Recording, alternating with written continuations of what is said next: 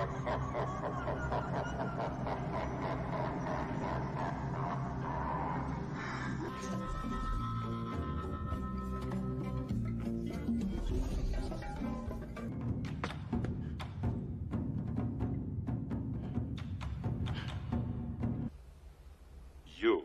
are not you. You're me. No shit.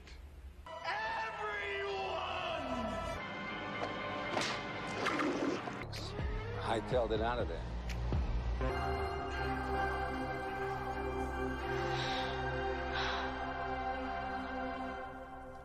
Are you crazy? Don't go between them! Go between them! Are you crazy?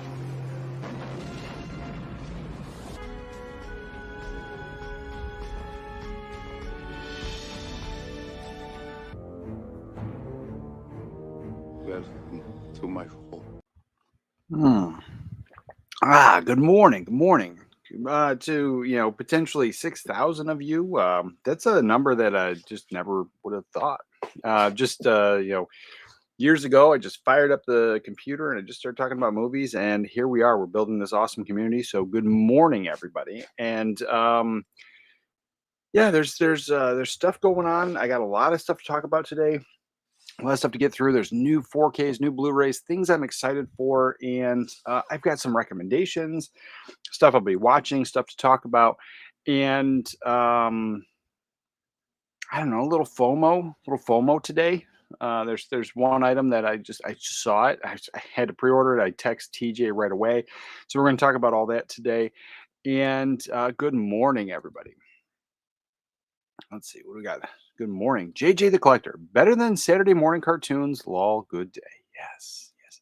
Now it was something like it is that morning routine, that Saturday thing. It's fun. It's absolutely fun. So years ago, I used to stream in the middle of the night, and I hung out with these like comic book pros and these professional artists and stuff, and it was fun. It was fun for a long time, but then like it became cumbersome because like it was in the middle. The cumbersome is like a bad. It's like that's the wrong word. I used that the other day, so it's stuck in my brain. It was. I would dread it. I would dread the streams because there was always infighting. It didn't matter. You didn't know what was going to happen. Like you talk to one person, and then all of a sudden your DMs are getting blown up because you're like you talked to somebody, and it's just like, or you had them on the stream, and so that's why I haven't really done the inviting people on the stream kind of conversation and having that, because just my bad experience with that. And so no ill will against those guys. Absolutely love them. A bunch of them still watch the show, even though I don't talk about comic books. I always talk about movies, and that's kind of where I've always been. So it's just I used to dread those streams, and then they were like late. So like I would start them at like 11 o'clock or something, 10 o'clock. Like they were late streams at night, and then I would stream for like 4, 5, 6 hours. Sometimes like early morning. My wife would be getting up to go to work, and I'd still be streaming. And yeah, it was an awful lot. But these streams here, I look forward to them every Saturday. And so even the times like when I wasn't feeling good, like I force myself to the stream. And yeah, it's something I really enjoy, always enjoy. But good morning, good morning. So today we're talking about there's a lot of things going on, but the number one thing is I don't want to bring it up necessarily. Hold on, let's see if I can't bring this up in another way. Hold on. So I'll just see if I can't sign. Can I sign out of this? How do I sign out? There we go. Ha ha ha ha. Ha. No. And then close this and then we'll go back to it. Let's see. All right. So the link is on blu-ray.com. And then actually I could pin the link here. Here's where I can pin the link. Copy. Paste. There we go. All right, so here's the link, and it is to Amazon, and it is something I was looking forward to. And then somebody informed me that, like, as they got them in, like they were sold out before anybody could really get them. But they're back up for pre-order. Let's see, share screen, Amazon, and so I'm super stoked about this. And it is the Superman set, and so this is something that was out a long time. Oh, that's weird. There you go. This is something that was out a long time ago, but now you can pre-order this. at 129 is the price that the old one was. The only difference between this version of the Superman 4K Steelbook box set collector's edition is it doesn't include the comic book reprints and all those like tchotchkes and papers. So it's something that a lot of people were looking for, and the like I think the cheapest price I ever saw it for was in the $200+ range on eBay. And so this came back up for pre-order because I've talked about this before. I have this set. I hate this set. I don't like returns, and I hate it. You know, it looks nice on the shelf. Like, this is a nice shelf piece, but functionality, it's cardboard, and then the way it is, it's easily damaged. But the as this comes out, like, you have the it folds out, and then you have multiple discs on top of each other. Oh, let's do it this way. You have multiple discs on top of each other. And so I absolutely hate that. And then as you're trying to watch them, it is kind of a pain in the butt. And then you have to take out one disc to put it back. So the first set comes with Superman, the original theatrical, and then the Donner cut. And then the second one is the second set is the Donner cut. And is it the original? Yeah, theatrical release and Donner cut as well. And then you have the third and fourth one on top of each other. Then you have returns, and then all the special features. And so with this, not that I don't think I might get rid of this, but it'll just maintain a shelf piece, especially if there's missing special features. I'll maintain this, but my go-to is going to be that, because I absolutely love this. I just did marathon this very recently, so really looking forward to grabbing this. And if you don't know what you're getting, I mean, most people probably do, but let me hide this. But yeah, that link is in the chat. I don't know if I pinned it. I don't think I can pin it from here. Well, you'll figure it out. I dropped a link to this. So this is what it comes with. It's the Steelbook case. And then my dilemma was, this one came to me from Best Buy. I ordered it around, they had their Black Friday sale many years ago, and this was one of them that was on sale. And I never picked it up in the store because it was all banged up and dropped. And then the one I got, it's got some pretty gnarly dents and banks, but it sits on the shelf nice. All of these are super protected, which is great, and it's got the foam separation. So they did a really good job with it. Just the unfortunate thing is this one probably got banged around the store, and then that's what they were selling, and that's what got shipped to me. So I do like these. And then the new Nightmare on Elm Street, it's going to be coming in that same kind of box, and so super stoked about that. Because I'm not a steelbook guy, but like, my favorites in like a protective box case thing. Oh yeah, no brainer for me. All right, let's get rid of this Amazon there. There we go. We got a lot of stuff to talk about today. Criterion is still having their sale. It ends tomorrow through Barnes & Noble. So I have some Criterion recommendations. And I think they're fair recommendations. Now, Criterion and everybody's taste, differ. So your mileage may vary. But I try to pick out Criterion films to recommend that not just the masses, but like the average movie collector can really get into, and or give it a try. Dip your toe into something a little different. So there's some mainstream stuff here and some stuff that I just really enjoy and I highly recommend. So we're going to talk about all that stuff. Let me talk to the chat. Good morning. Good morning. Morning, Sithobrook. Morning. Yep. They've been up and down as they adjust the stocks. Nice. The other differences were some issues with a couple of the films in the previous releases that were fixed with this one. Oh, nice. Glad I'm getting the fixed versions. Yeah, that was an instant pre-order. Good morning, everyone. Oh, yes. Good morning. Sithobrick with the everyone. Nice. Let's get that in there today. Good morning.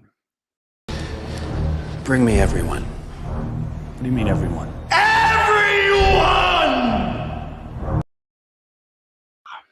Yes, everyone. Great film. High recommend. Oh, and then I don't know if you noticed, but I did pack up some more stuff. So the shelf behind me has changed a little bit. And as TG pointed out, I did want to show off my new Nightmare on Elm Street VHS box set. I'm super excited about that. But I got that. I got my laser discs up there, and so as I was packing up some stuff, I was running out of room. The shelf here behind you, it's a little bare because I pulled off a lot of stuff from there. But other than that, yeah, I was like trying to keep the shelves packed while packing up is something else. Something else.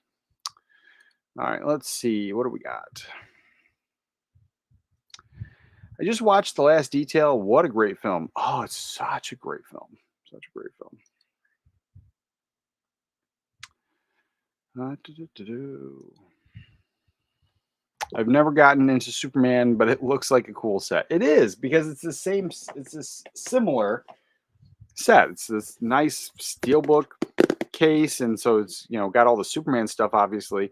But then because I had the Batman, I was like, how could I not have the Superman one? And I missed out on that one. And those prices just kind of kept me at bay. Like I wasn't trying to pay $200 for something I watch once a year in a steelbook.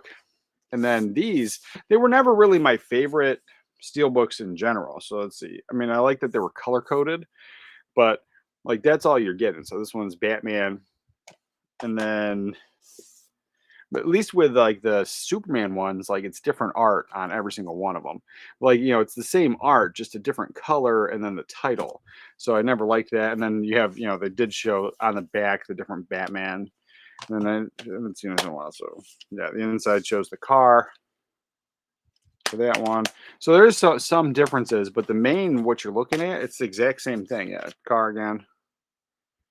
The main is just a different color and the title, but it's the same cityscape with the bat signal, Batman Forever.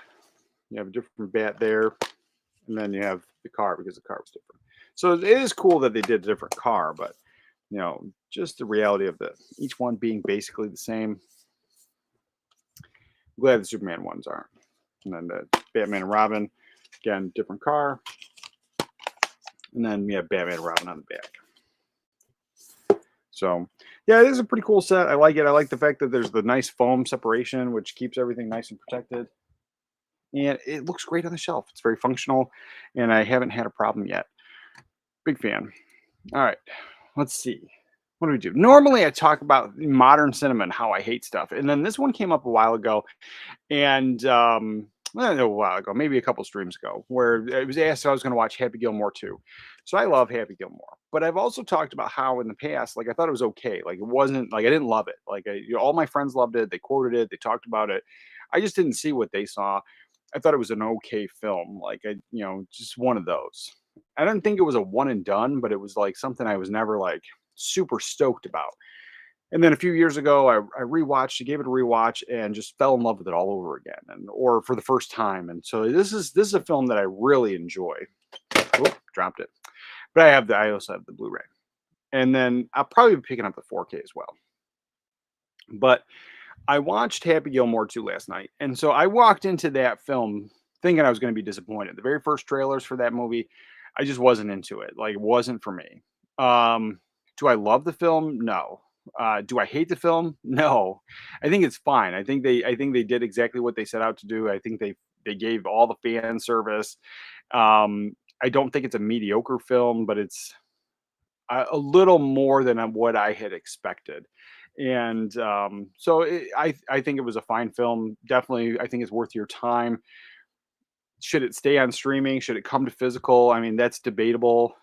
I don't think I need it in the collection, like the whole revisiting. I'm not sure if I need to revisit that one, but time will tell, and my mindset might change. But as I watched it last night, I did not leave hating it.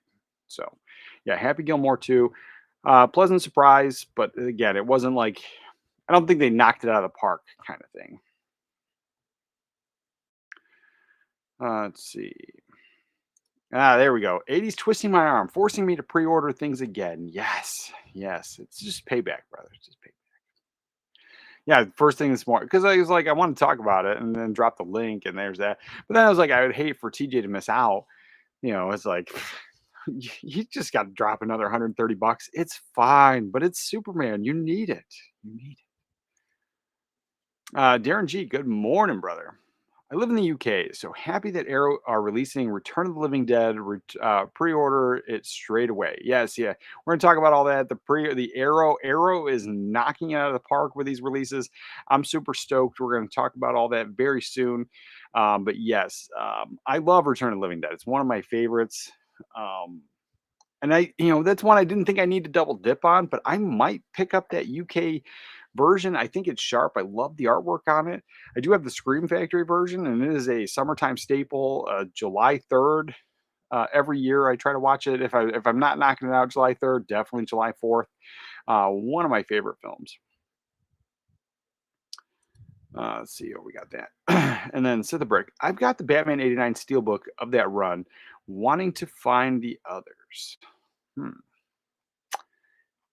Yeah, it was like probably eBay is probably your best bet. Probably your best bet because I will not part with mine. But yeah, I remember because like they did do the single runs. I remember, and then that whole run, like when it was out, the 4K, like the regular standard edition 4K, same exact art, and so there was nothing special other than the fact that it came in the steelbook box. And I remember it being kind of pricey, and so I scooped it up at the whatever the sale was. I don't such a long time ago. I really don't remember what it was, but I remember leaving the store kind of upset because I wanted it. I thought it was cool. There was definitely the coolness factor, but the price versus the it all damaged and banged up was just not there for me. Clearly, so it's just like it was one of those like really frustrating things. But then even like back in the day, like I passed up on the like they had a Superman like not exactly like this, but they had like the Superman 4K box set, but it was like more like this in cardboard, and they had them like all together. Like I thought about getting that too for a long time, and I'm like, nah, I really want that steelbook box to match my Batman set. So it's one of those things like I'm glad I waited. And I've always said like collecting is a marathon, it's not a race. And so like there's the people that go into like crazy dad and then they're like, "Oh, I'm abandoning my collection." And I was like, nothing against those people because like everybody is at a different place in their life. And it's just I have the luxury of doing this since I was 16, and so I've made those mistakes. Like but being a younger boy and being able to blow my entire paycheck on movies and then not have like gas money and stuff while living with my parents, like it's a little different. And so, but yeah, um, yeah, it's definitely a marathon. And Brent Madison, good morning. The Nightmare box artwork is supposed to be revealed this weekend. Finally, I'm super stoked about that. Good news all around. And if I don't, if you find out, let me know. Send me a message on Twitter. DM me. 'Cause I know I think you're following me now.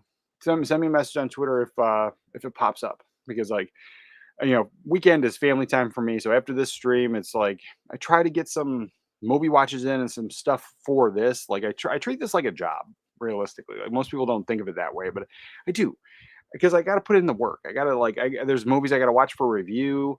There's stuff that was sent to me, and then like stuff that I want to recommend. Like I got to be up on it. So I try to knock out some of that stuff throughout the weekend, but then the rest of it's family time. And so like I do try to stay off my phone. Text messages, so TJ text me all the time. Like that's the only thing that I get to. Other than that, like I try to stay off all the social media and stuff. But a Twitter DM, I usually see those. Those pop up on my phone too. So yeah, let me know. See, oh yeah, so yeah, I'm super stoked about that one. And Optimus got slimed. Arrow Hulk Hogan, No Holds Barred, Suburban Commando. Oh, that would be amazing. So I've honestly never seen No Holds Barred. Been very familiar with it. Like when I worked at the video rental store, we had them there. Like people talked about it. So I've never seen that. And that other one he did, that Paradise thing, I never saw that.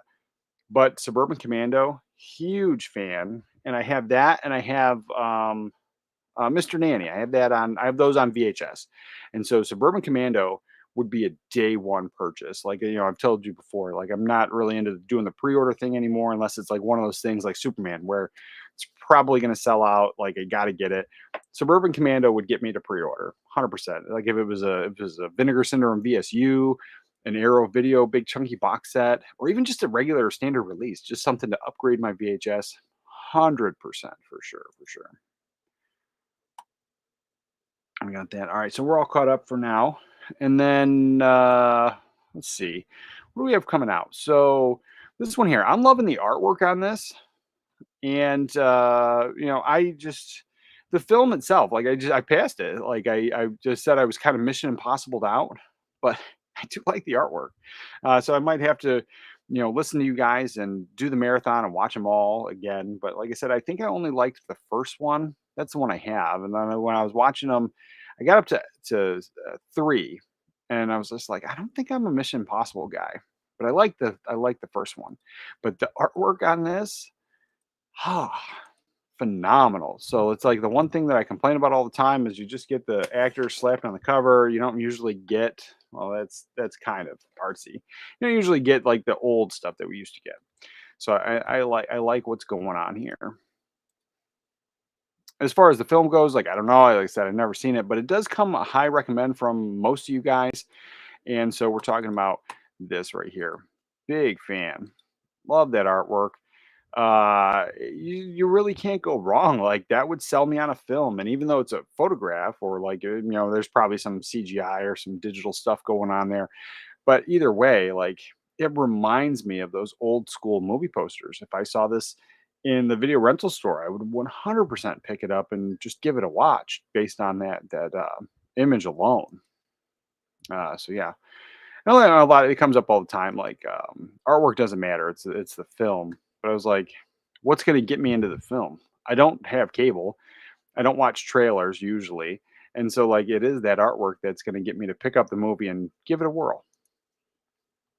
But yeah, this one here comes out in October.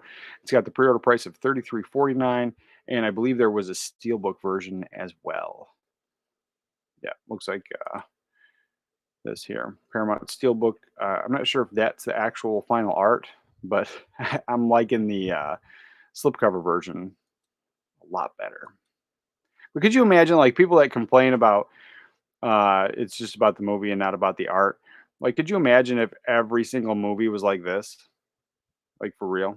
Let's see, is it sharing? Like every single movie was like that. Like it's boring. It's boring. I like the artwork. It makes a difference to me. It adds to the experience. All right, let's see. What do we got? And then there's a couple things. Obviously, this I've talked about. It was asked. Oh, it was this week. Oh, never mind. I'm not gonna go into that.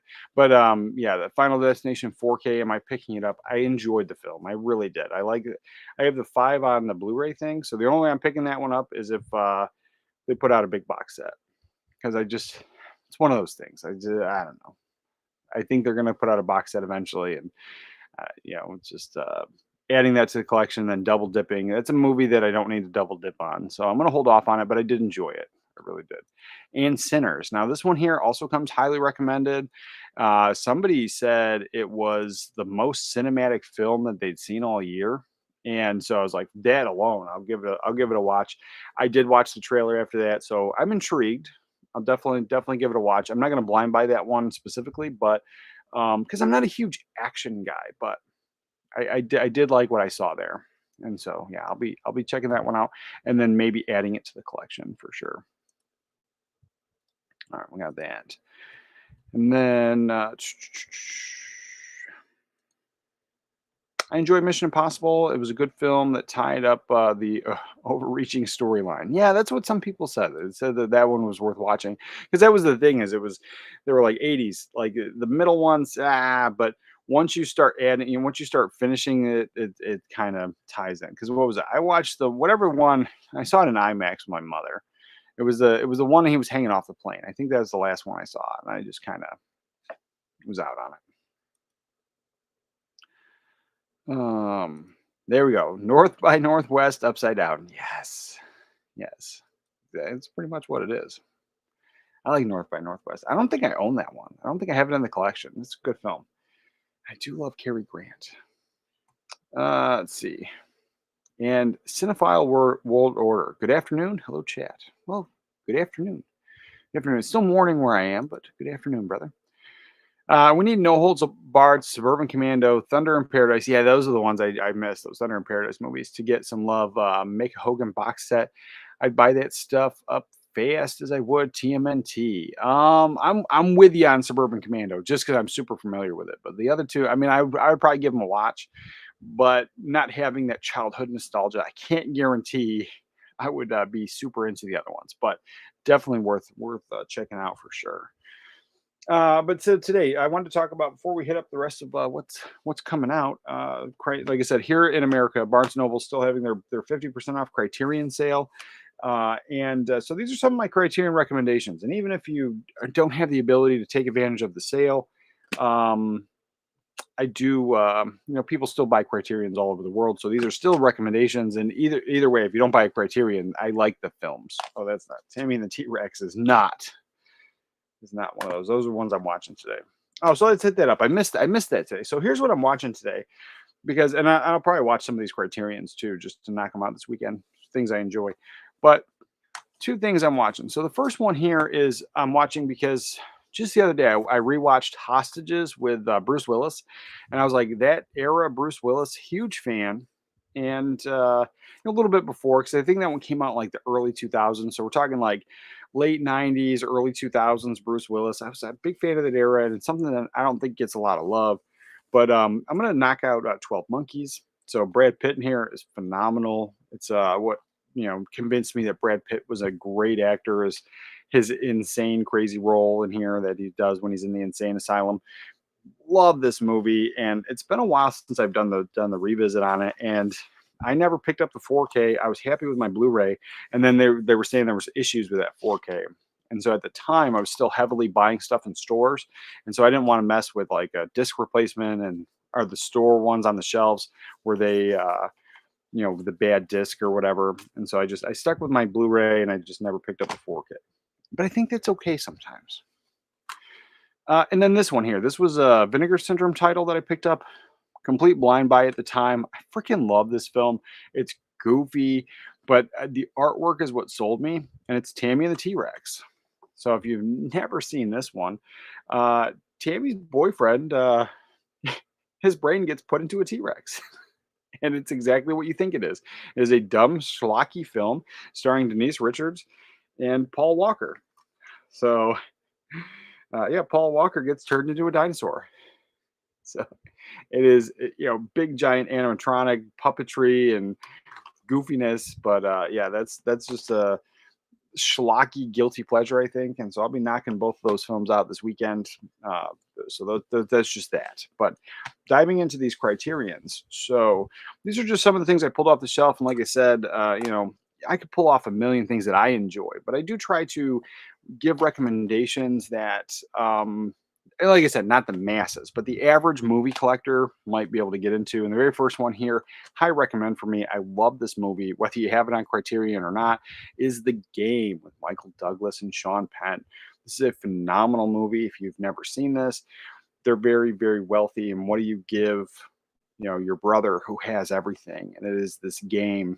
And at some point, his life gets turned upside down, like stuff's going on, murder. You don't know what's going on. There's definitely a mystery. Is he playing the game? Is he not playing the game? Solid film. High recommend. But that's something that for Criterion, I definitely, that'd probably be my number one pick for sure. And the next one here, this is something that was recommended to me, I think by Gray 1951 or Gray 51 Studio.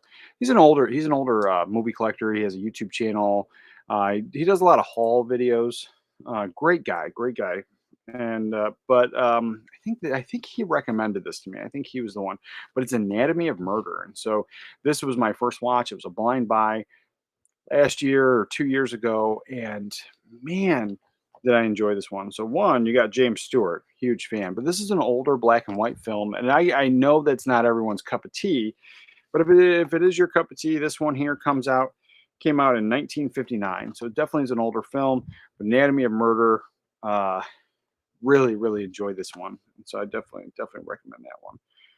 And yeah, it's definitely something that Jimmy Stewart, I watch anything he's in for sure. Repo. Criterion.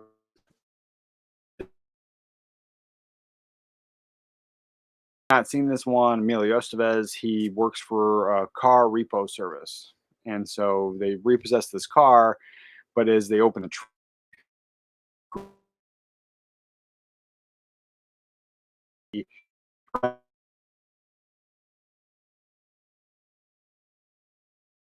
like some people's horror list. I wouldn't really necessarily. I mean, maybe, and people are opening trunks and disappearing. So, but this is just something really, a time capsule movie. Definitely something that you wouldn't see anything like this today. It's just really enjoyable and a little off the wall. And this one here, I went in complete blind. Like I knew nothing about it. I saw this cover. I had to have it.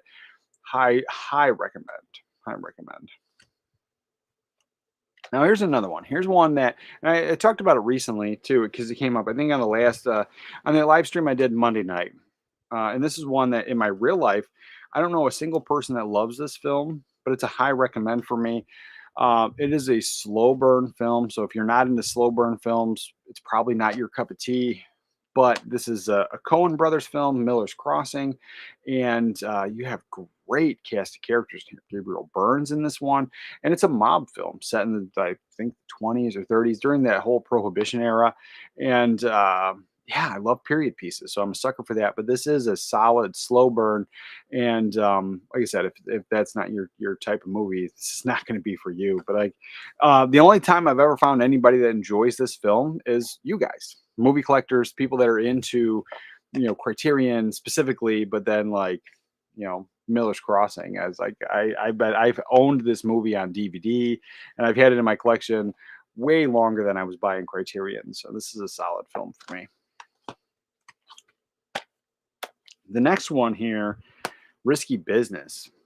I think this is a solid film. I grew up watching this one. Tom Cruise, Rebecca De Mornay. Kid crashes his dad's Porsche. He's got to pay it back. He gets a bunch of hookers to put on a party, and so they can earn the money to get the car back. And then some other stuff happens, but it's really, really highly enjoyable. I don't want to ruin it for anybody who hasn't seen this, but it's been out for so long. I think everybody has probably seen this at some point, but high recommend Risky Business. And I think this 4K is top notch. Now, I've said before on the Dolby Vision on this, on my Panasonic player, there's scenes of this film and it's the way it's filmed. Like I watched it on VHS and you can slightly see it on VHS, but on here it was like boom in your face. So on the HDR10, I thought was perfect. The Dolby Vision, there was definitely scenes where it was like very jarring because it was like really bright, and then all of a sudden the next scene was like really dark, and then especially in the very beginning they're at like a diner and they're sitting around a table or like a little restaurant and like they're going from person to person and it's pretty jarring. There's several scenes throughout. So Dolby Vision on this one, I don't know if there's anything wrong, but I know that sometimes the Panasonic players on Reddit refer to something like that, but so far this is the only movie that I've had that real issue on the Dolby Vision. But lately I have been preferring the HDR as opposed to Dolby Vision anyway. But yeah, solid film. And I have a few more, but let's hit up this chat so we do not get too far behind. Oh, we already talked about that. And Killing Time 78. What's going on, everyone? Nice. We got the everyone already this morning, but good morning, brother. Good morning. Adolfo Rivera. I missed the first slipcover of T-Rex, and then I missed it again. Me too. So I love the film. I missed the slipcovers. And it was one of those ones. Like I like the film, but I'm not going to try to pay extra money for that slipcover. So I'm glad to have what I have. But yeah, I did miss out on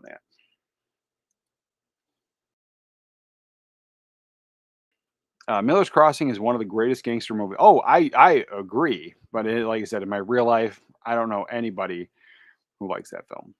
But huge fan myself. Next recommendation I have would be clearly, this is an Amy Heckerling film, Fast Times at Ridgemont High. Huge fan. And you got a great cast in here. Sean Penn's in this one, Judge Reinhold, Phoebe Cates. I think that scene has been memed to death. But this is just a high recommend. Another one I've been watching since I was a teenager. Huge fan. And when this one came out, I had to have it. Yeah, I drove all the way to the Barnes & Noble just to grab this film. So huge fan of that one. High recommend. Now here's one. This one was recommended to me by a friend in Chicago. And it was funny because he's quite a bit younger than me. I'm in my 40s and I like a lot of old films. And so for him to recommend this to me, I just kind of it always made me chuckle because I was like, the kid was like in his like early 30s and he was like an old man recommending me these old films. But it's Frank Capra's Arsenic and Old Lace. Absolutely love this film. High recommend. If you've never seen this one, Cary Grant's in this one, but his aunts, they're murdering people. But the whole thing's a comedy. It's played for laughs, but it's not like it's funny because it's horrible. And the way they talk, and it's just no big deal, and they're just killing. It's great. This is a great film. High recommend. Arsenic and Old Lace is something I think everybody should have in their collection, especially in Criterion. Big fan of that one. And then this is a number one. I think everybody should have in having a Criterion collection is Night of the Living Dead. So this is the original one. Love this film. You can't go wrong. And this one I'm pretty sure is in public domain, which is why like every single person has put this film out. So unless there's like some kind of actual restoration done on the film, the movie itself is in public domain. Anytime that the company does a restoration, they own the rights to that restoration for whatever time period and that kind of works out. I don't know how all those laws work, but it does. And so if you ripped this Blu-ray and then put it online, I'm 100% sure like Criterion would have it taken down. But if you have like the old VHS copy, you put that online, you could get away with it. But yeah, Night of the Living Dead, solid film. George A. Romero. I don't think you go wrong, and I love the artwork on that cover for sure. But this one here, I mean, this is just a classic. But my favorite is Returns. And then the last one here, I'm a huge Guillermo del Toro fan, and I don't love all of his films, but this one here, it's so different. And I remember I was working at a place, and we had big screen televisions, and we sold those. And then the secretary that worked for us, she brought this movie in, and because I guess she bought it for her kid, but then didn't realize that it was in Spanish, and so and like also I don't know why she bought it for her kid. So then we played it on the big screens, and then I just remember getting told that it was too creepy and weird and we needed to take it off. But it's Pan's Labyrinth. So this is one that I absolutely love. And this was given to me years ago by my sister-in-law as a Christmas gift. And it's something that it's a high recommend for me. Now, this one here is a Spanish movie and there is subtitles. And so if you're not into that, clearly this is not for you. But it's a Guillermo del Toro film, great special effects, and just the worlds that he builds, like there's just that monster stuff. Always loving it. So this one here is also a high recommend for me. So yeah, those are my Criterion recommendations. But yeah, that sale goes on till tomorrow, and the sale is also good for online. So I'm probably not going to be able to make it over to the store. I was going to do a video, but everyone's doing those videos like what they got and whatever. It's family weekend. I just don't think I'm gonna be able to get over there, and so I'm probably gonna do my Criterion order online probably today or tomorrow and knock that out. So there's something. So if there's anything that you recommend that I should be on the lookout for, I know I wanted to pick up Lost Highway, and I know there's probably a couple of them on my radar that as soon as I see them, I'll go, oh yeah, I wanted that too. But no, specifically Lost Highway is one that I wanted to pick up for a while. Comes highly recommended. So that's one I'm looking forward to adding. But yeah, I'll probably be putting in an order today or tomorrow.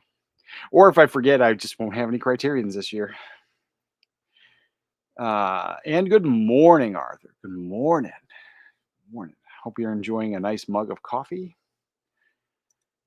And I went on Coen Brothers tear many years ago and discovered Miller's Crossing. Awesome movie. Oh yeah, for sure.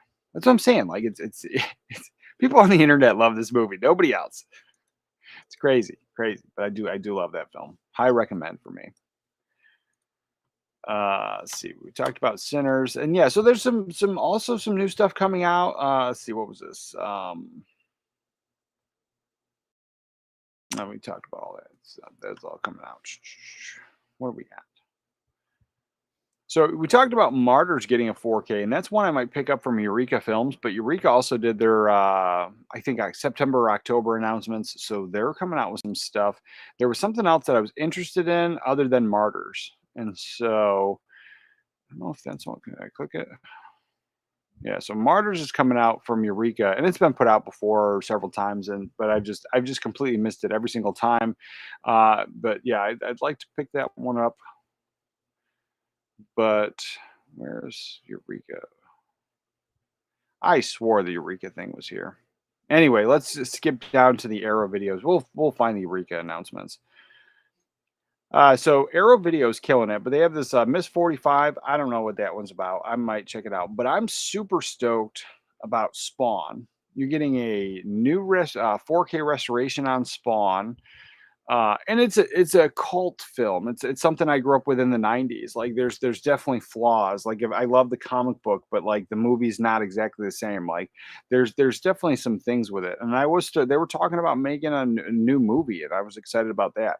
But one of the biggest things that comes up always when we talk about Spawn is those early 90s CGI special effects, and then how those are gonna, carry over to 4K, because they didn't look great on VHS, but I think it's still fun. It's still a cult film. It definitely adds to the charm of that film.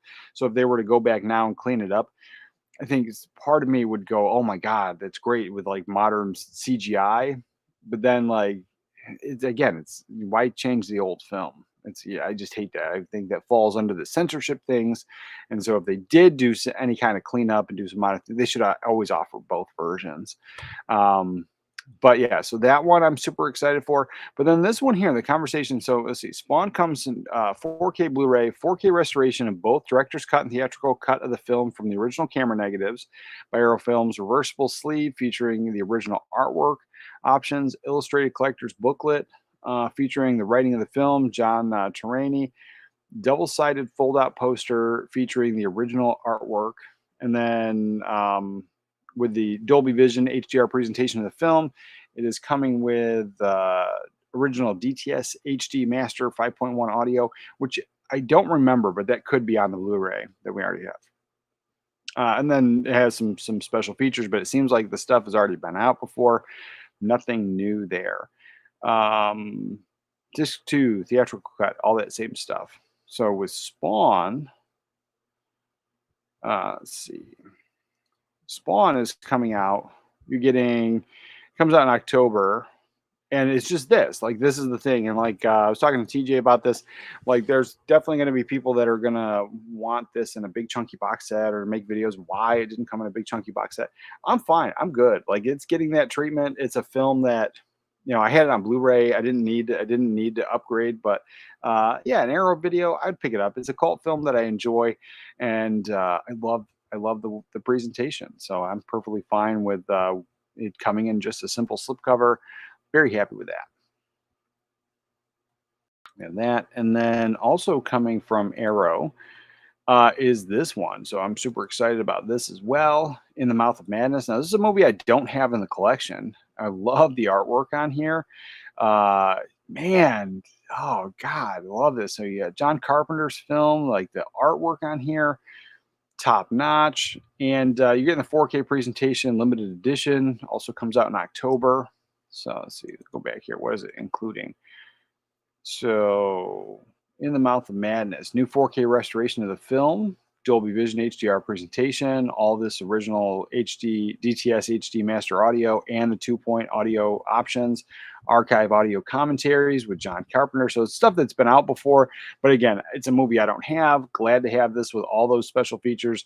Really looking forward to that. And I could be wrong, but I swore that the Mouth of Madness one was coming in a big chunky box set. And so I'm a sucker for those specifically. Let's see. Yeah, more. Oh, we already talked about that. Yeah, let's see. Blockbuster box sets. Good morning, brother. Good morning. Morning, sir. I loved your We're Collecting Wrong video. Well said. Well said. Thank you. Thank you. There was one individual specifically in the comments that I guess felt targeted because they called me a hopeless loser and wrote several paragraphs in their little comment about how I am collecting wrong. So But thank you, thank you. Because I watch everybody's videos, and like obviously I don't get to watch every video, but I watch everybody's videos, and I try to hit them up, and like especially on live streams, I see it like, and Ken is, and I love Ken, so I'm not saying it's the worst, but Ken, it's the worst when some of the people in his audience or his chat or whatever, like, I can't take you seriously because you haven't seen such and such a film. Since the dawn of cinema, there's been like hundreds of thousands of movies. I have in my collection close to 3,000 because I've never added up because I packed up a bunch of my VHS that are in this closet here. And so minus the doubles, I'm pretty sure I'm at 3,000 because I'm at like 29 and change without those VHS titles. So I'm about 3,000 movies in, and I've seen all of them. There's probably like one or two random ones that I've just had on the shelf and just kind of missed. But in that, and then throughout my entire life, I've seen a ton of films. So we're talking thousands of movies, but in the hundreds of thousands, not even close. There's tons of movies to this day that come recommended from you guys that I completely missed. Even movies that I grew up with in that time frame of the 80s and the 90s, and things I missed, whether it be on choice or somehow I just completely missed out on it. And discovering them now is a great thing. And so that whole idea of I can't take you seriously if you haven't seen such and such a film is weird. And so that was what sparked that whole conversation, on top of the me being told I'm collecting wrong personally all the time. And then obviously you are great with those box sets and the art and everything else. And so yeah, it's one can argue that a movie is art and it's subjective and it's the same thing. And so then it's the same thing. The artwork that's on here is very appealing. If back in the day, like in those older films, and they make fun of it in Return of the Killer Tomatoes, where like they would have the generic white cans that would just say beer on it, or chips, and be a white bag and it would say chips and generic. Like, could you imagine if every single film was the exact same, like black or white or whatever, and it would just have the movie title on it? It would never get me to pick it up. It would never get me to try to read the back of it and find out what it's about. So, but thank you. Thank you very much for that. Blue Corner. Dang it. I almost forgot it's Saturday. Yeah, brother. Yeah. Well, better late than never, and always appreciate you being here, brother. If you're not here, I just figure you're working. LMAO, collecting wrong for who? It's your collection. Who cares? Right. I totally get it. Like, that's the thing, is like people complain about what other people spend their money on or what other people talk about. And so like what even like one of the ones that was like worse was like somebody complained that I made a 10-minute video when they announced that the Nightmare on Elm Street box set. And so I spent 10 minutes talking about my thoughts and, mentioning my DVD box set and how I passed on the Blu-rays because they came in a weird, crappy little box set, and they were asking more of a premium price. It wasn't super expensive, but it wasn't super cheap. And this was being asked at like 200, like the only thing we could find at the time, it was like about 200 pounds or 200 euro on Fanac's website. And so like it was like 169 or 200 pounds or 200 bucks in that range. And so I was like, well, if you're going to ask this premium price, I would love for each disc to be in a separate case, because the Blu-ray wasn't. The Blu-ray had 2 discs, or I think they had 2, because I never picked it up. I think they had 2 movies on one disc, one of those things. And then so there's that compression conversation, but then again, it was the artwork, it was the crappy little box, and then them asking a little bit more money because it was multiple films. And so I just passed on the Blu-ray, and then hoping that this set at this price came out with everything that was put out before. The special features, the commentary, like all that stuff. I didn't say, I didn't care about the movies, but then they pointed out that it feels like I spent 10 minutes on the video just talking about artwork and how pathetic I am. And so I was just like, man, it's my money. Let me do whatever I want. Like, I don't know why you care. And so there's like people in this world that just have, self-loathing, crappy people that enjoy trying to make other people's days crappy. Don't mind the haters. Really loved your Jurassic Park clamshell case. It was super cool. Oh yeah. I don't. The hate watches I think are funny, but I used to have people like, and YouTube would take the comments and hide them. But I used to have people like tell me to end it, like, take myself out kind of conversation, and I'm just like, what? what over my thoughts and opinions on a movie. And so like that was weird. And so like I always thought that was kind of trolling, but at the same time, my wife's like, you need to be careful of internet friends. And yeah, there was like thing, and I found it by accident because I was like, "Oh, what's this button?" And I clicked it, and it was like it was comments that YouTube hid, and there was three of them, and they were from three different people, and they were all in that same kind of fashion about I should just take myself out, or this one person was going to do it for me. And I was just like, "Whoa, we're just talking about movies. It's just an opinion. It's nothing to be crazy over." But yeah, definitely weird. But yeah, I don't mind the haters at all. Let's see. I'll never understand going back to collecting VHS in that era of formats, but I am never going to throw shade at the people who does. Yeah, and well, that's the thing, Blue Corner. Like, I still have the CRT. Like, I probably wouldn't if I didn't have these old CRT televisions and the VCR. Like, I probably wouldn't, except for like a few of my absolute favorite, like Halloween. I would have had that 100%. Like things for shelf, and display purposes. Like obviously Leon, Fifth Element, I would have those. Jurassic Park, clearly that clamshell I think is super cool, even though I don't have a UK VCR to play it on. So it's like that type of stuff. I would have that 100%, but like to have I probably have close to 500 VHS tapes. And because like when I did my video a few years ago, I think I had like 400. And I probably have about 500 now. I've just been kind of slowing down because we're trying to move, and the VHS tapes are heavier. And in that, I had some doubles, like, but picking them up for 50 cents or $1 at the thrift store, it's not a big deal. Like, not doubles, but like, favorites. Like, so I'd have like, extra copy of Jurassic Park, so I have it on Blu-ray, but now I have the VHS. And so I had a bunch of those. Indiana Jones, I picked up all those. But then there's tons of VHS tapes I have over here that have never been put out on Blu-ray. And then some like there's one that was put out on Blu-ray, but it was put out like by one of those, like, not Vinegar Syndrome, I think Terror Vision might have put it out, and it was in a 2-pack Blu-ray with 2 movies. And I don't know if they were on single disc or 2 discs, but it was a 2-pack set. And so they did put that one out, but it's like an old schlocky slasher film. Famously, Linnea Quigley's in it, and so it was pointed out to me. I thought it was only stuck on VHS, and somebody pointed out that there was a Blu-ray, but it was like a 2-pack. And so like I have those kind of movies. Oh, and that 2-pack is like I think expensive on eBay. Like it's long gone. And so having this VHS for really cheap, totally worth it for me. And so, but if I didn't have the old CRT, I would be hard pressed to keep adding VHS tapes to my collection, for sure. I would say some films are better on certain formats. Example, found footage films. Oh, for sure. I talked about it all the time. I don't have it close by, but the Terrifier movies, I don't like them. I've said it before. But watching Terrifier 2 on VHS, I enjoyed it a lot more than watching it on the 4K, because the aesthetic of the 4K makes it feel like I'm watching a real movie, like it's really happening. Where watching it on the VHS, I'm like, I'm watching a movie. And it has a different aesthetic and a different tone, like a different look altogether. It's not as sharp, it's not as clean. So yeah, it's one of those. I enjoyed Terrifier 2 a lot more. Like, I don't love the film, but I enjoyed it a lot more. And I have the VHS. I got rid of my 4K, and I only had the 4Ks because everyone's like, you gotta watch these movies, and I was like, I don't think they're me movies, and I was right. They were not me movies. But I kept the VHS. I haven't viewed anything on a CRT in years.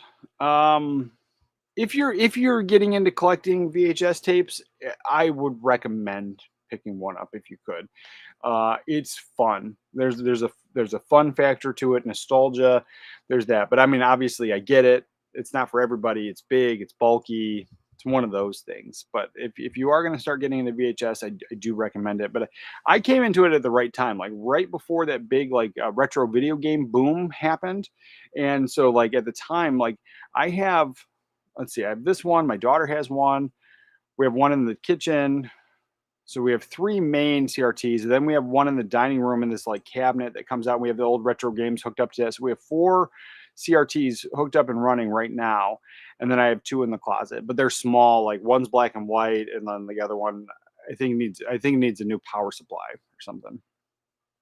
But other than that, like those two in the closet. But like I have this Sony 27-inch Trinitron. I have the 36-inch Sony downstairs in the kitchen, and they get used and they're just solid. But the only one I paid for was the 36-inch. Like a guy had it in Craigslist, $35. His mother won it in a raffle at work when she was retiring, and then shortly afterwards she passed away. So it didn't even get a lot of use. He had it in his dining room, $35. He helped me put it in my truck, and that was that. All the rest of them, this one was given to me. They said, come pick it up. So I drove out in the middle of like snow in my wife's crappy sports car to grab it. And then the other ones I had found, like they were just, people were just literally carrying them out to the curb to throw them away. And I was like, if it works, I'll take it. And so, yeah, so I got in right then. And then shortly afterwards, there was that video game boom. And then all of a sudden CRT televisions were like $200, $300, $400 plus shipping. You could get them on eBay, but they were like the little tiny 19-inch and stuff like that. And so, yeah, it was that. I was like, but if you can snag one at a good price, and you're getting into VHS, like that's the issue. If you're not doing the VHS, it's, I guess, not worth it. But big fan. Is your CRT HD or old school SD? There was a small time frame. Yeah, I know. I used to sell them at Circuit City, and I really want the 30-inch. There was a 30-inch and a 34-inch Sony widescreen HD CRT. I want either or. I would love to have either or. But no, all my CRTs are SD, standard definition. So I have the Laserdisc plugged in, the HD DVD player. Well, the HD DVD player is hooked up to my HD TV, but then the VCR, the DVD, and then the PlayStation 2 are all, and the Sega are all plugged into this. And so it's fun. It's fun. It's just living like it was the 90s. I don't bring cell phone in here if we're going to do like a family thing. And it's just super, super fun. Let's see.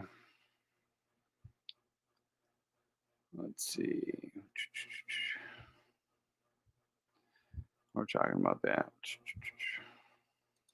Yep.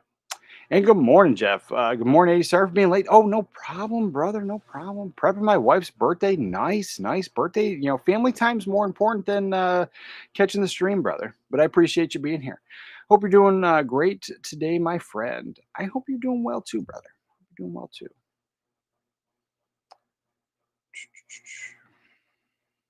Let's see. Blockbuster Box says, I used to work at Sears and Best Buy in the home theater. Most fun job I ever had. Yeah, I never worked at those. I did work at Circuit City when I was younger, and I had a great time selling the big screen TVs. And I worked there just at the time when HD was just starting to come around. So then all of a sudden, like everybody was really pushing those like flat panel LCDs, and they were never as good in the beginning. They were never as good as the tube televisions, and so we still had those. And tube televisions were still where it was at, and then they came out. Sony had the 30-inch and a 34-inch widescreen high definition tube TV. I wanted that. And then Sony also had this big monster beast 40-inch XBR TV. It weighed a metric ton. It took like 3 or 4 guys to pick it up. It was a monster TV. And that was the regular 4:3 aspect ratio, a standard regular square TV, but it was still high definition. That was good. But I always wanted those ones. And then there's this LCD projection that came out at that time. It was a Sony, and I've been trying to get one of those. It was like 42 inches, and it was like a DLP projection, like the back of the, it was a projection TV, but it was like slimmer. It was like about, I would say roughly about that big, but a little 42-inch.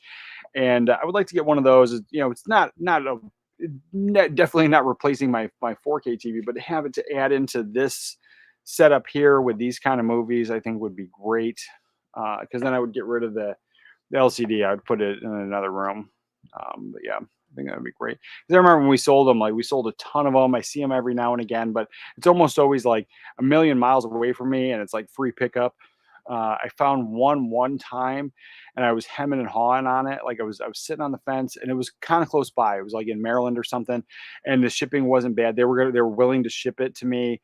Shipping wasn't bad, and then like I was like, you know what? I'll grab it. Because it was like crazy cheap. Like we're talking like $130 plus the shipping. I think was like 80, and so like you're looking at like under $300. You're getting this awesome old retro TV that was working, like it had no issues. And they were going to ship it to me. And I'm like, and then I went to go get it, and it had just sold. And I was like, oh man. And then there's like another one I'm watching, but I got to go pick it up. And so it's like one of those things. But yeah, I would like to get one of them. Yeah, I love that stuff. Um, Nice, nice. I worked at Good Guys as a teen back in the day. Nice, nice. Yeah, like I think we all have similar backgrounds in some fashion. I remember Hitachi had a 55-inch plasma for 10K. Yeah, yeah, yeah. I picked up, and mine was like as they were phasing them out. So I have a 50-inch Panasonic.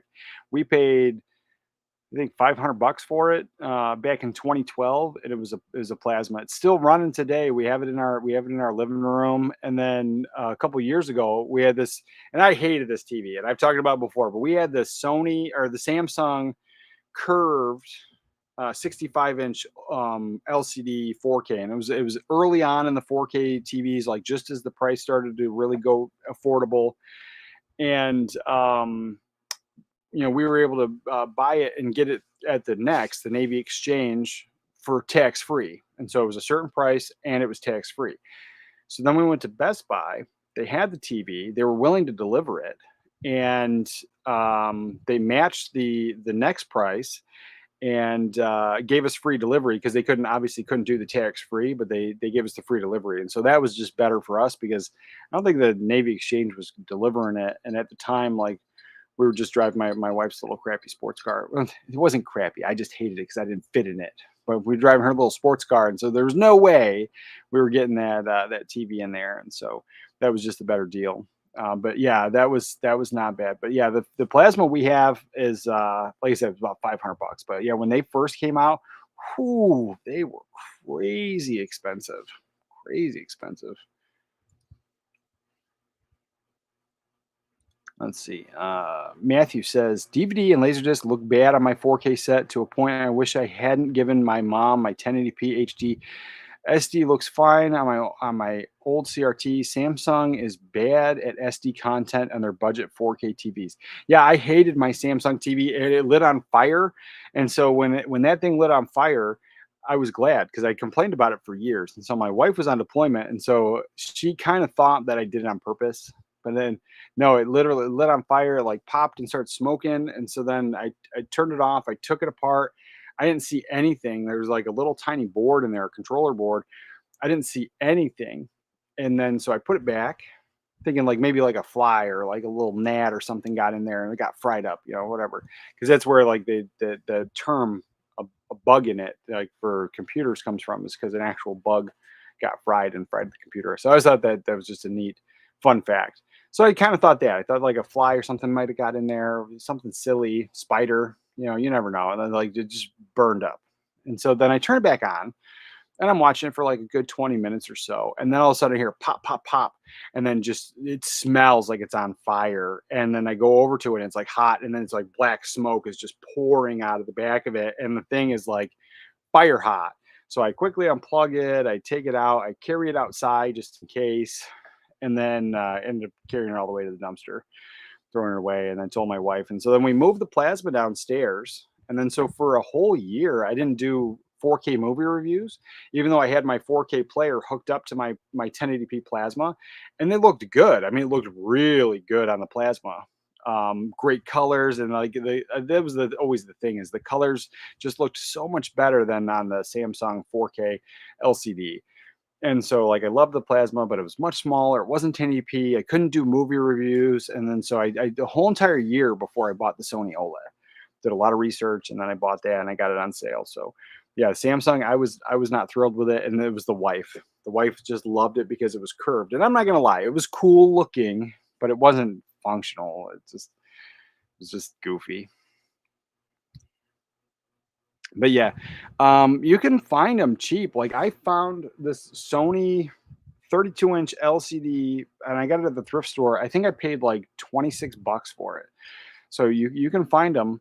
But yeah, the Laserdisc looks phenomenal on my LCD. I'm sure it'll look phenomenal on the HD TV. I just haven't hooked it up there yet. Because like I said, I really do want that 42-inch projection.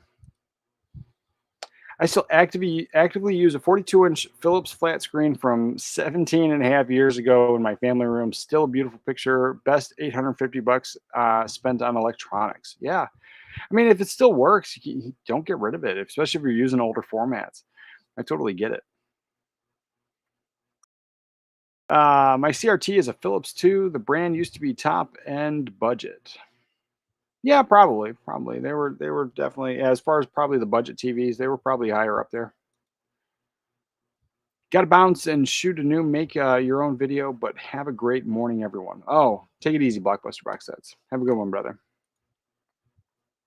Have a great day. Yeah, for sure, for sure. Yeah, so we got that, and then let's see what else. What else is coming out that I'm excited for? Oh yeah, this Return of the Living Dead. So I'm super excited for this one. I already have the Scream Factory, Shop Factory 4K. Love it, but that artwork is just top notch. I might have to pick this up. It's the UK version, so it's coming out on 4K. But I love it. I love Arrow Video. I love this presentation of the film. I love the artwork specifically. Is just again, it's top notch. And so this is a film because I love it. I would totally double dip. I don't think it's coming with any extra special features, anything that's not already been put out. Let's double check. Spawn. Return of the Living Dead. Yeah, it's from the previously restored 4K Dolby Vision, so it's probably the same 4K I have, and it looks like it's coming with nothing new, which is totally fine. It's just like for me, I love the film. I think the artwork's top notch. It's one I would wait for a sale. Like I wouldn't pick it up day one for sure. It's not coming out with anything I have to have, but it's unique, and so it's something I would like to get. But it's also something that if I miss out on it, it's not the end of the world. I have the film, but it is one of my, it's probably favorite, and I would consider it a horror comedy clearly, but it's probably one of my favorite horror comedies. Like if I were to knock out like a top 25 horror comedy list, it would hit that 100%. Um, yeah, it has that vibe. It's just super fun. Love that one. I mean, it's like dark comedy, dark humor for sure. Yeah, there's that, and then so there's that, and then there's a Trick or Treat Steelbook coming out as well, and The Sadness. So I don't know what The Sadness is all about, but yeah, there's some other things, but the things that I'm excited for are there. And then this Miss 45. This is a film that I don't know. The cover is intriguing from '81, so something I would check out. So yeah, it looks like one of those like badass woman films where she's going to kill everybody, and I'll watch that, especially from the '80s. So something I'll check out. So yeah, Arrow Video, top notch, knocking it out of the park. Now here's something interesting. Now, if you've never seen this movie, Dogtooth. Now Kino Lorber's putting this out, and this was a controversial film back when it came out. And so I don't know if you've seen it. I've seen the film. It's weird, and it's like these parents they lock their kids up, the siblings. I'm pretty sure there's like incest going on, like it's a weird artsy kind of film. It's not for everybody. It's not for me. Like I watched it and I'm like, I don't need this film. But it is coming out. Like as you can see, I'm not gonna play the trailer, but in this like little thing, she's walking on all fours in a bathing suit, and I'm pretty sure she's blindfolded in the backyard. Like they were like I said, it's a weird kind of artsy film. And like I said, it's the whole themes of the film. It's just not for me. But I remember they call it an ingenious dark comedy. It won awards. I guess it's for some people, and so like I said, it's worth mentioning. But yeah, it's definitely not a me film.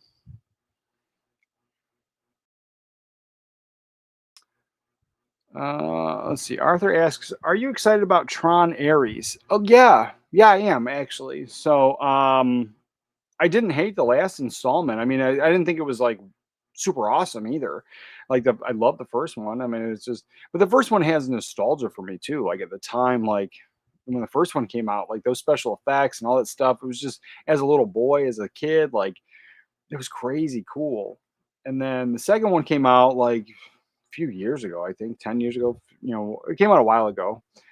And all the effects are modern CGI. It's newer, and I thought it was okay. And so I am excited for this one. I'll give it a watch for sure. I like it, but I only own that first one. I don't own the second one.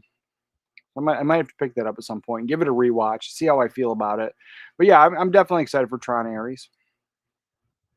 Return is the same as Scream Inc. Missing songs due to rights. Oh, maybe I'll skip it. I don't know. I like the artwork. It's just one of those things. I like the artwork. I don't need it though. I know I don't need it. So yeah, probably skip it. I wanted a sequel to Tron Legacy with those characters, not with what's his name they hired for Ares. Oh, see, I haven't seen the trailer. I haven't seen anything for Tron Ares. I just knew it was coming out. I try to skip all this stuff because I've been lately, because like I don't love modern cinema. I talk about it all the time. Very rarely do I find something I love. And so I try to stay away from the trailers, and I try to stay away from like this person's in it, and I don't usually check out the IMDb page.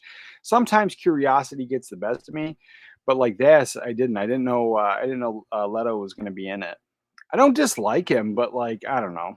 I don't know. I associate Leto with those older films that he was in, and so like there's Requiem for a Dream is one that I like the film and he's in it, and so it's just like I associate him with that and more of those like artistic cinema as opposed to movies. And I treat Tron like a movie, and Requiem for a Dream is cinema. Like it's and it might not be for everybody. Like that's a fact, but like so I treat him like that because he always talks about being that like method actor where he gets into it and he gets in the role. Like that's a cinema thing. That's not like a movie thing. Let's see, Tron. Let's see. Uh, oh, well, of course, Jeff Bridges is going to be in it. Yeah, Jared Leto. There's a trailer for Master of the Universe. Official trailer title. Official teaser title reveal. Master of the Universe. There's a new. Oh, I'll watch that. I don't even care. Even if it's crappy, I'll watch it. I'm looking. I like Master of the Universe. All right, so yeah, Jared Leto, like his whatever, Suicide Squad, his Joker, it's like whatever. But then like his older stuff,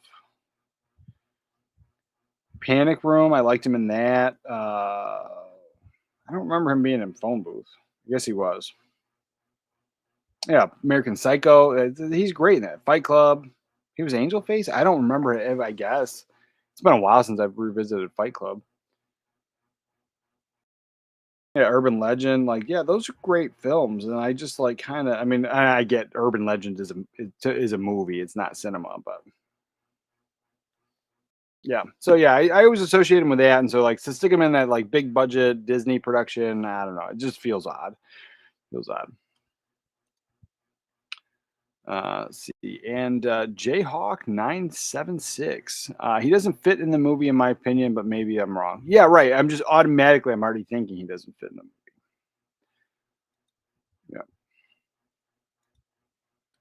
Yeah. It's a nothing teaser for Masters, just showing the title and playing a new version of the theme. Oh yeah, horrible, horrible. I'm stoked though. I'm telling you, like even if the trailer is absolute trash, I'm going to watch that in theaters.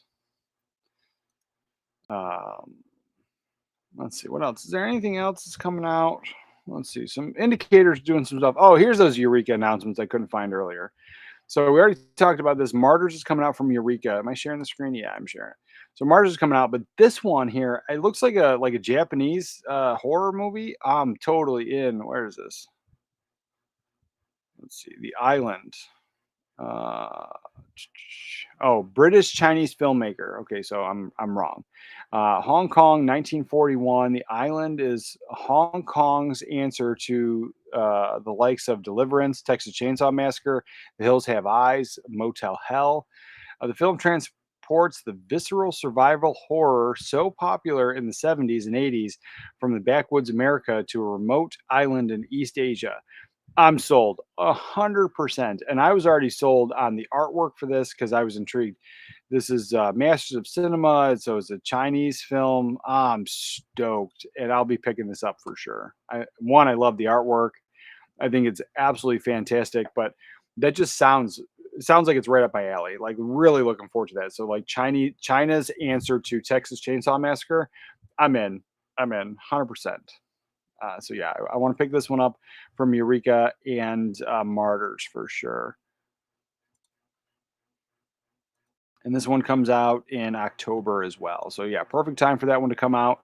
But then this one here, the Diabolical Dr. Z, fully restored, looks like 4K Eureka Classics. So this one here is from 1966. So another older film, cool artwork on it. Not sure what the film's about. Um, I don't know, 66, that kind of film. It might not be for me, hit or miss on that one, but those two for sure. And then this one here, The Ambulance. So you got Eric Roberts, James Earl Jones. I'm buying it based off that alone. Red Buttons, Megan Gallagher. So this is something I've never seen. Came out in 1990. Somehow I missed it. Let's see. Josh Baker meets a very special woman, Cheryl, in the streets in New York. Suddenly she collapses and is picked up by an ambulance when Josh wants to visit her. In the hospital, it appears she hasn't been admitted. Oh, I'm totally in on that one, especially with the cast. Super excited about that. So yeah, out of the all the releases from Eureka, I'll pick up those three easy. And since I got it imported anyway, yeah, no, that's a no brainer for sure. There's that, and I think that was pretty much it. Let me just scroll down here a little bit. Is there anything? 44 Special looks like a James Bros. Oh no, Franco Gasperi. I mean, the artwork. I was just thinking it was a Roland movie I never saw, but no, it looks like a foreign film there. 44 Special, Raro Video US. So this one here, I don't know, we're probably Italian. Stelvio Massi, yeah, probably Italian, I would assume. I could be wrong, but that's coming out. Oh, I know. Indicator was putting out another Giallo and then another slasher. I know I saw that somewhere. Oh, and Cinderella Man. So this is one. I'm definitely picking this one up. I like the film. I don't have it in the collection. The 4K on here, does it come with anything new? I don't think so. But anyway, I don't have this in the collection at all. I liked the film when it came out. It's a period piece, huge sucker for period pieces, and it's a true story about a man who was on top and then became the underdog. So yeah, really looking forward to picking that one up because that was at the time when Russell Crowe was at his peak. Like he was cranking out the films, he couldn't do no wrong, and then he got made fun of on South Park. But yeah, Cinderella Man, I think it was an enjoyable film, and I'd like to revisit that one. So that one, I don't think it's going to be a day one purchase for me. When does this come out? In September. Yeah. So at that higher $30 price tag, this is one for sure. I would have to wait for it to be on sale because again, I don't even have it in the collection now. But yeah, one I would love to revisit for sure. Glad that it's getting a 4K. Oh, this one here, Shin Godzilla. I don't know if we talked about this before. I know I talked about it with my friend in the Philippines because he, living in the Orient, he loves Godzilla and big monsters, Transformers, like any of the like big robots and all that stuff. So he's a huge Godzilla guy. And Shin Godzilla, I enjoyed it. It's I don't know. It's not for everybody. It's the Japanese Godzilla, the subtitles, the whole thing. But I enjoyed it. It is getting a 4K restoration. The Blu-ray looks phenomenal. So the 4K on it, it's I don't know. I don't know if it's 100% necessary. The purple packaging is cool because it's different. Because what we got with the other one was red, and then Godzilla was black. It was like a black silhouette, and so I do like the purple. Um, but the movie's great. I enjoy the movie. Do I need it? No. Am I going to get it eventually? Probably. Now, and they're putting it out in theaters. But yes, so yeah, that's one. That's one I definitely want. I'm interested in late 2025. I'm interested in, but again, because I already own it, again, it's probably going to be a sale item for me, or not at all. Like I don't need it. It's one of those things. Hidden Fortress. This is one that I've been wanting to pick up, so maybe I should. It's being put out by BFI here. Kira Kurosawa's Hidden Fortress. One I've never seen. I don't think. Maybe I have. 4K restoration of the film, Dolby Vision, HDR, new audio commentary by Japanese film expert Tony Raines. Nice. And then this one comes out in August. So yeah, that's one I don't know. I want to get it. It's one I want to see. I might have seen it before. I kind of don't remember. I think that's it. Oh yeah, here we go. Indicator's putting out two new films, Hitchhike and Plot of Fear. So I know for a fact Plot of Fear is a giallo film.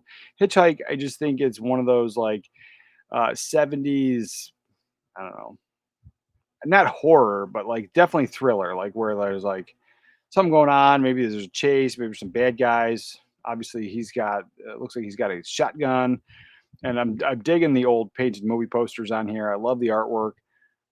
I'm just absolutely missed that. I mean, I'm a leg guy, so he's got a gun, he's got her, she's got legs. I think I would grab it. It looks like an Italian film from '77. Um, and then the other one they're putting out here is Plot of Fear, and Plot of Fear is the giallo film.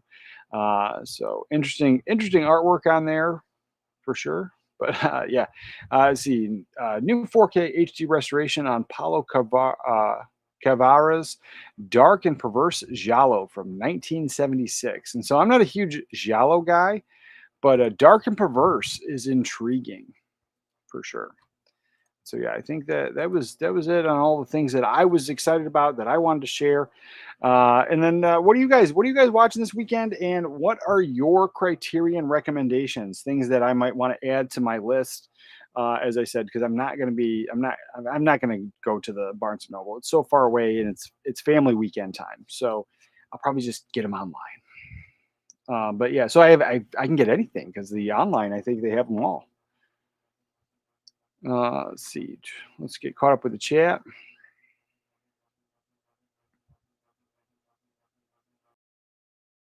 Yeah, Leto was an urban legend. That's what I remember from back in the day. Yeah, that's why I was like, I just don't see him in those other films. But yeah, he was. Let's see. Joe instead made a Top Gun Maverick when Disney wasn't making his Tron sequel. Yeah, Top Gun Maverick. I enjoyed it. I don't own it, but I really enjoyed it. Phenomenal film. But like when you break it down, it is Star Wars. It is Star Wars. So you have the bad guys. They have a thing. The good guys. They want to not let the bad guy have the thing, and then they gotta fly this crazy um, flight plan into this like active or dormant volcano or hill or mountain or whatever, and like do this thing and then shoot in this little tiny hole to then blow up the thing that the bad guys have. That's Star Wars. It's 100% Star Wars.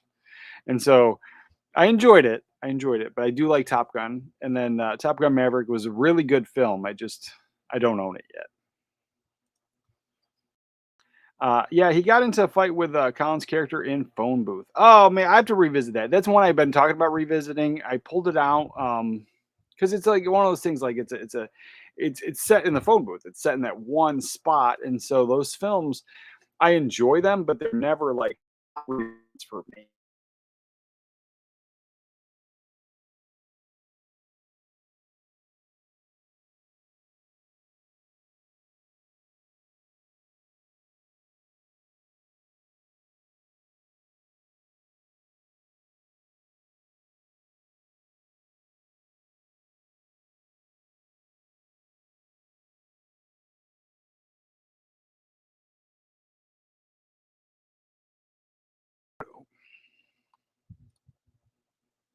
Ah, I don't know. Froze. I don't know. I don't know if we'll be back anytime soon. But what do we got? Ronnie is a good director. Dan Brown movies are good. And Han Solo, unless you get used for peanuts, is a pass. Splash 4K would be an instant purchase if. Yeah, Splash 4K would be 100% too. I would love that one. I've been tempted to pick up that Blu-ray. There's a Blu-ray. We never got it here in America, but there's a Blu-ray in Spain or somewhere else, like a couple places, like one or two that got a Blu-ray, and those have a high price on eBay. And so I haven't got it, but I've been tempted. But I'm happy with my DVD. I think the DVD is okay. Like I said, being able to watch it in an old CRT or the HDTV, the DVDs look good. I mean, they look okay on my 4K TV too, but like they look really good here. I can always put it on the projector, and then that looks great. So I got options to watch the DVD. A Blu-ray would be great. A 4K would be amazing for sure. Let's see what the thing are, about is previously released 4K is getting Dolby Vision treatment. Is that an improvement or not? I think it's debatable. People that by the I'm like still frozen again. That swear the um Dolby Vision. They swear by it. I don't know. Like my internet's not doing well today, so I might as well end this soon. But yeah, Dolby Vision. I've been really watching HDR stuff lately. I've been turning my Dolby Vision off and just enjoying it. So um, I don't know. I don't know. I don't think it's worth it. Like I double dipped on Bram Stoker's Dracula because there was the 4K steelbook, and somebody informed me that the difference in the 4Ks was they added Dolby Vision to it. And so then I was like, okay, well, if they added Dolby Vision, I'll check it out. I'll get it. And like, it's hard to go back and forth and go, oh, there's a difference. Like, it's really hard. I think both the HDR version and the Dolby, I think they're phenomenal. I think they're great. Maybe like a tiny bit better on the Dolby Vision, but not every 4K is made the same. Not every Dolby Vision transfer like works the same. Like I was saying, like I really disliked the Dolby Vision when it's on for risky business, but it also might be my player. Like apparently Reddit says the Panasonic players kind of do that sometimes, depending on the film. So it's one of those things. Ransom, Backdraft, Apollo 13, all solid films. Yeah, yeah. I don't have Ransom though, but Backdraft is one that I have the steelbook because it was like back in the day when it came out on 4K, I was still getting steelbooks, and so I have that on steelbook. I like that film a lot. It's a solid film. Apollo 13, it's a good film. I remember seeing it in theaters. I have the HD DVD, and that's the only way I have the film. Maybe a VHS floating around here somewhere, but definitely HD DVD is where I have the Apollo 13. Ransom is a film I have to revisit with Mel Gibson. Solid film. Solid film. Favorite Criterion, Once Upon a Time in China set. Oh, I don't have anything to write on.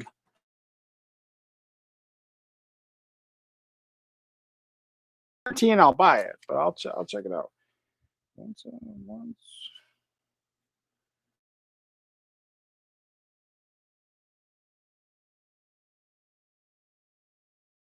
Let's see. 12 Angry Men is a good Criterion pickup. Oh, it's one of the main to pick up. It was that old. It's the old one, right? So the one with is Jack Lemmon in that one?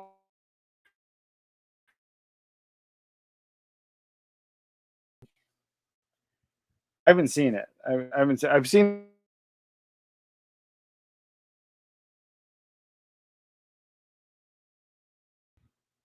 80s. Ever watched 1985 Fortress with Rachel Ward, an HBO movie based on Australia? Rare watch. It sounds familiar. I may have. Let's see. Hold on. Let me look at 12 Angry Men first. 12. Oh, the newer one, the 97 TV movies with Jack Lemmon. That's what I'm thinking. George C. Scott. Yeah, yeah, yeah. There's a movie called 12 Angry Lesbians.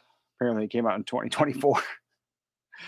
12 Angry Men from 1957. Yeah, that's something Henry Fonda, uh, Lee J. Cobb. Yeah, yeah, yeah. I'll definitely check that one out for sure.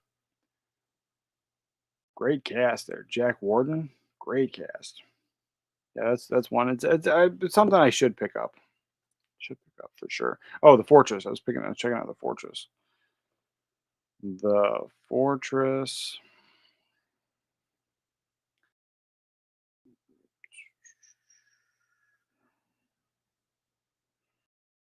Said 1985. Let's see. 1985.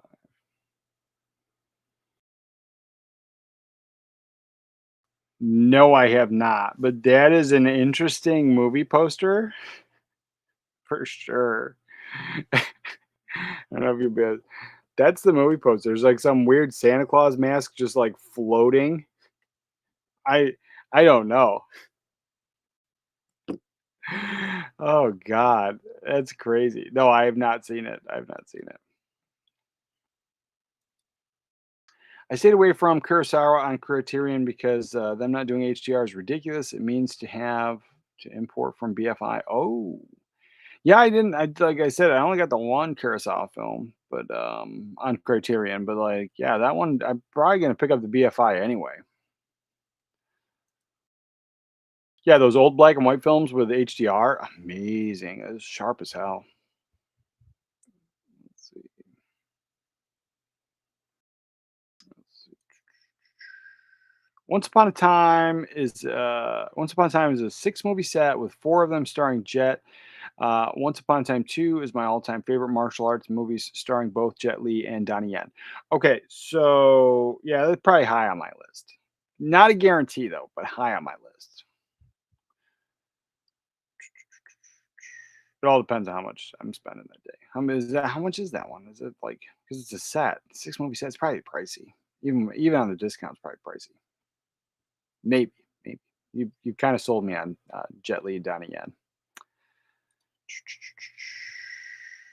Yeah, it's an old black and white film. I like old black and white films. We already talked about that. It reminds me of when Funimation skipped Kira without HDR and had to do a recall disc with HDR. Defunct, non-existing studio now. Yeah, yeah, because weren't they bought up by like the streaming service?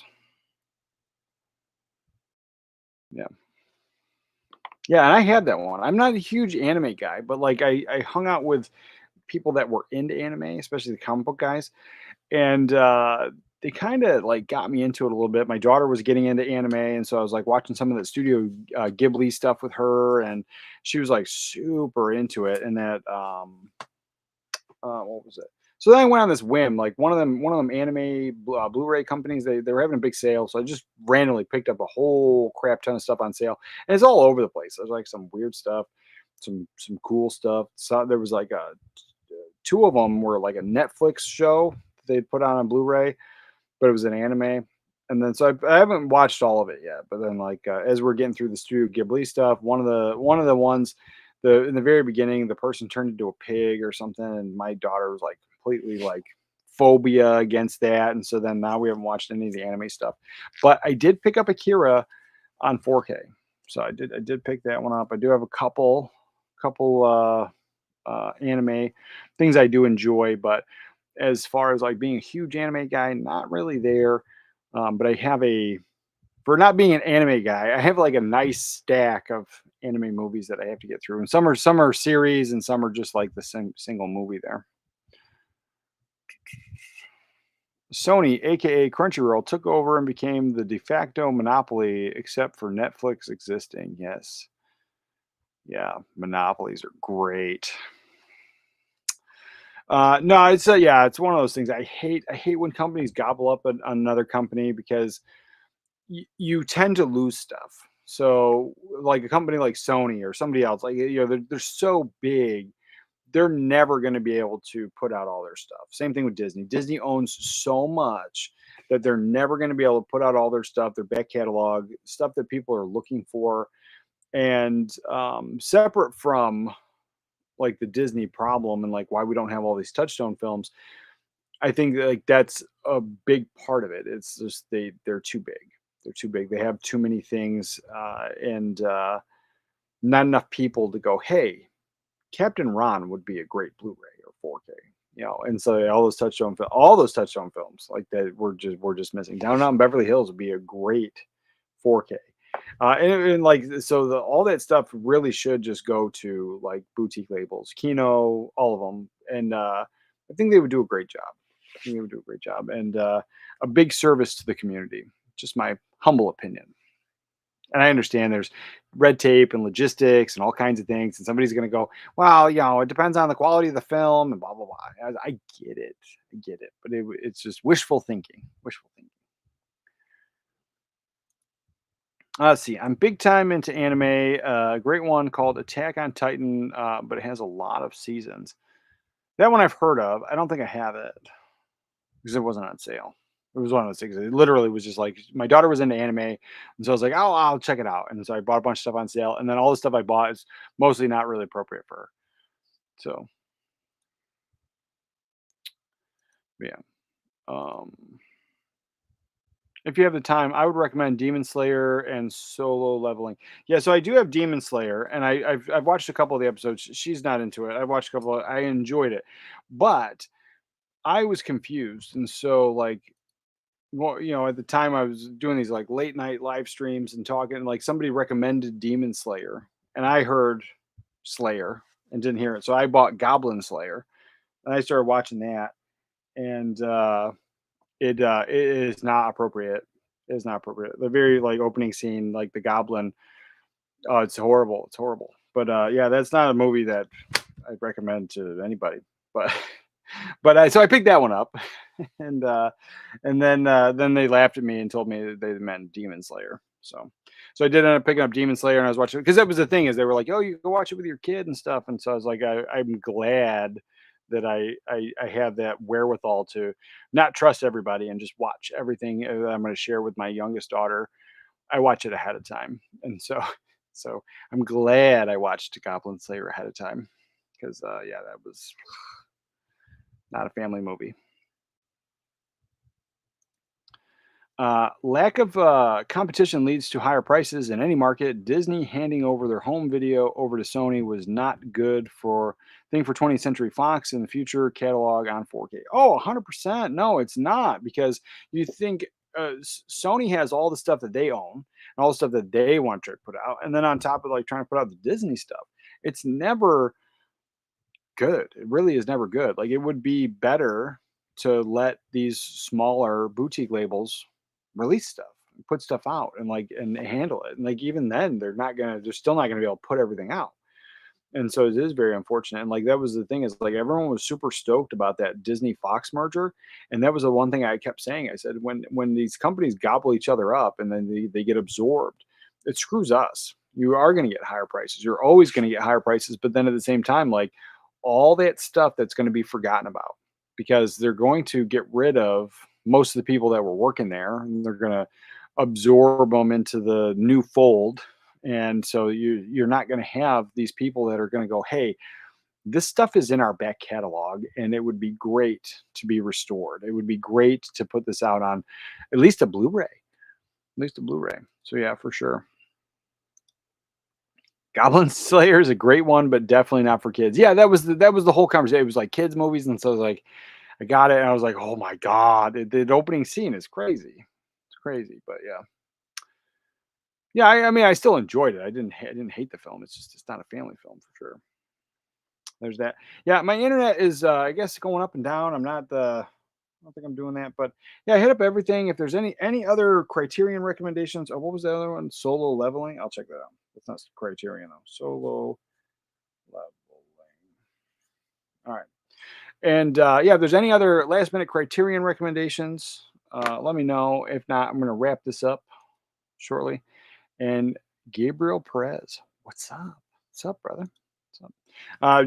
Just caught me at the end. I'm wrapping this up, and I said the Criterion sale here in America ends tomorrow, so I'm probably going to order some things.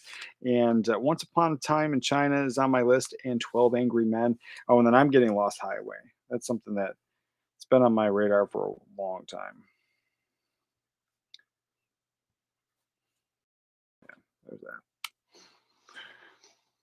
And then I hope AI upscaled and those kinds of things don't become the norm. James Cameron way, the Park Road poster, Peter Jackson way. Yeah, I don't know. I don't know. They're really pushing that, and James Cameron is huge into this AI thing. I don't know, man. Separate. I mean, separate from like the AI upscale. Like I'm sitting here thinking like they're talking about trying to like AI make the movies and replace actors and stuff, or use old dead actors to be in movies again. And I'm just like, I'm not looking forward to that. Like none of that is appealing to me. But yeah, the AI upscaled, like that's a whole different conversation. But I dislike it. In general, I just like it. I would rather everything just be on film. On film. I get that digital's the way to go. I get that 4K is the way to go. But I mean, I go back to like what they did with the Hateful Eight. Hateful Eight was, I mean, there were some of the shots inside were, I guess, done on a digital camera because of lighting, but like the outside shots, I think they were all done on film. And they said, like, I don't know how much of the film was done film and digital, but like they talk about how the Hateful Eight was done on film. And that movie looks amazing on Blu-ray. It's never gotten a 4K treatment because it was locked up in all that Weinstein crap. And so a 4K would be great. I love that film.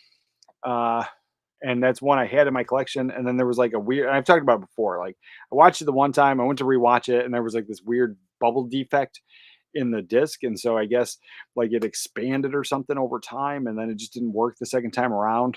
And so I got rid of it, threw it away. And now I've been just waiting for the 4K to come out. But I might just grab that Blu-ray again because I do love that film. And it looks amazing. It does look amazing. And have a good one, buddy. Yeah, take it easy, brother. Take it easy. Craig, good morning, brother. A wonderful film on Criterion is Hard Day's Night. Saw it in theater when it first came out and couldn't hear a word of dialogue because of the girls screaming in the theater. Okay, I'll check this out. Hard Day's Night. Hard Days. All right, check it out. That's a good recommendation. Thank you. Spy number 59, The Night Porter, my recommendation. Nice. Oh, and Jeff, I know you came in a little late. I actually went through a list. So I grabbed a bunch of Criterions and why I recommend them. And check that out. Just rewind it. You can just rewind it to the Criterion section. Find it. Yeah, I gave some solid recommendations, I think. Some of them in there, might not be for you, but I explained it enough where I think you can make that decision on your own. Yeah, I'll check that out. Night Porter.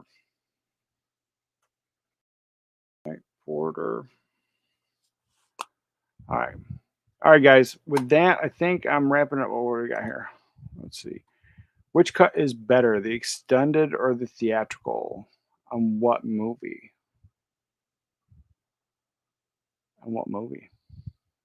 It depends. I mean, there's movies where I watch back and forth, like Legend. I'll watch back and forth, and there's things I like about each and things I don't like about each. It depends on the film. So I was like, I'm not sure what you're talking about. I know we're probably like a good minute behind now because I got booted off screen.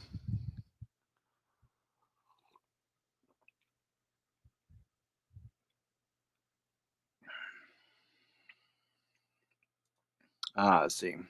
I'm still waiting for Help 4K. I want to have damn mono mix, which has never been on home video.